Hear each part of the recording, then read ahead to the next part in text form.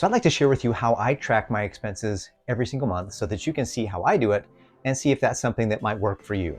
And if you're self-employed, make sure you watch to the end or if you have a side hustle, make sure you watch to the end because I'll share with you some of the things that I do as a self-employed person to make sure that my budget is on track and that I'm doing the things I'm supposed to do to stay out of trouble with the IRS. So this may or may not work for you, but this is what I do.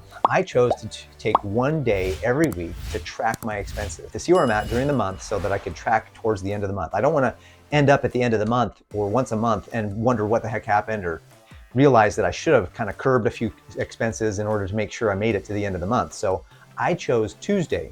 Tuesday is because everything clears over the weekend, and by Monday night it clears and fully clears, and by Tuesday morning it's ready to go. Everything's in my account that should be.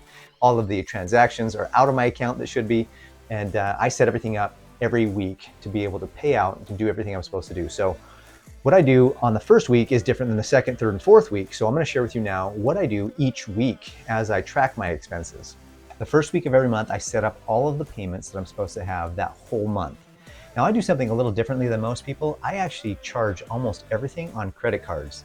And then I just pay the credit cards once a month. I just pay everything in full. And so that I don't have a balance, I don't carry a balance on my credit cards. I do that because I'm somebody who likes to have points. I like to have cash back, and I get quite a bit actually over the course of a year.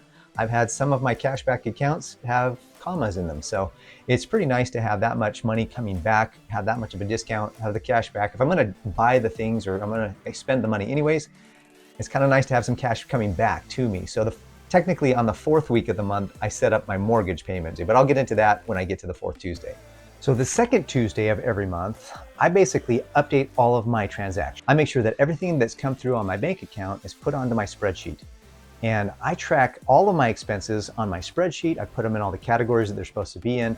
And recently I started using an app called Wi-Fi. Wi-Fi is a cool app that gives me the opportunity to log in. It synchronizes with all of my accounts, pretty much synchronizes with everything. And then I can just click the button and categorize it as it goes. So I'm transitioning into that. So I still keep my spreadsheets going because that's just what I've been doing for so many years. And that's what I'm comfortable with, but I'm also utilizing this new app called Wi-Fi. So maybe that might be something that would be cool for you. If you don't like spreadsheets, maybe you like the FinTech apps, Wi-Fi might be an option for you. There's a link in the description below for you to check it out.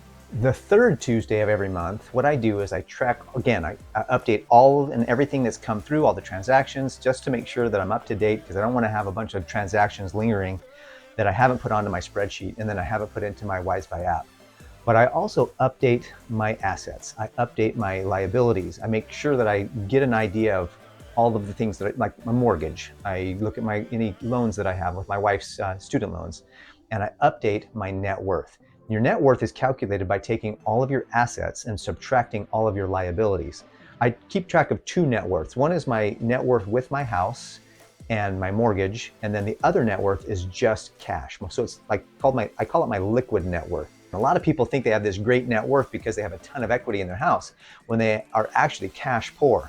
And without selling the house, they're in trouble financially. So I heard that 90% of Americans have a positive net worth when you include their home. If you take away their home, it's actually 30%, 30 to 40% of Americans have a positive net worth. That's actually a really low number, and it's not very good. And what's cool about my net worth is it's grown every month it's grown this last year. And it's been kind of nice to see. I actually hit over 6 figures this year. So I have a liquid net worth, not including my house, not including the equity in my home. I have a liquid 6-figure net worth, which is kind of fun and it's kind of cool. And I'm headed towards that 7-figure number. So make sure you hit like and subscribe if you're getting value out of this video.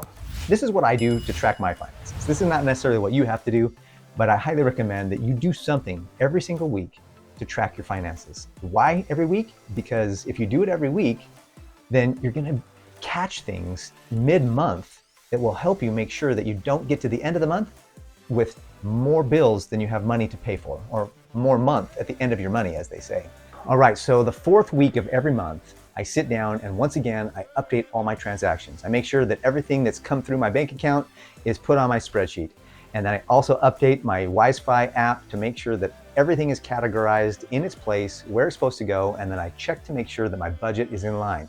I make sure that I haven't overspent in certain areas, or if I'm underspent in other areas, maybe I can accommodate for things that I've spent overspent in other areas. So it's good to keep track. That way you know where your money is going and what's happening to your money.